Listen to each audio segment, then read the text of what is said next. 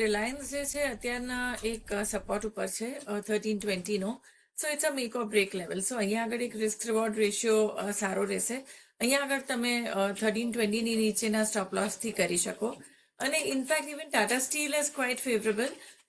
200 રૂપિયાના સ્ટોપ લોસથી એમાં લઈ શકો, because overall metal sector is still doing વેલ. આજે થોડું પ્રોફિટ બુકિંગ જરૂર છે, બટ 200નો સપોર્ટથી લઈને હોલ્ડ કરી શકો ફોર અ ટાર્ગેટ ઓફ 215.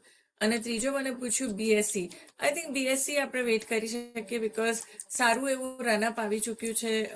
4000ના સપોર્ટથી કરવા માંગો તો કરી શકો. તો all three are very well placed, કરી શકો. ઓકે, તો વ્યૂ અહીંયા પોઝિટિવ બની રહ્યો છે રિલાયન્સ માટે.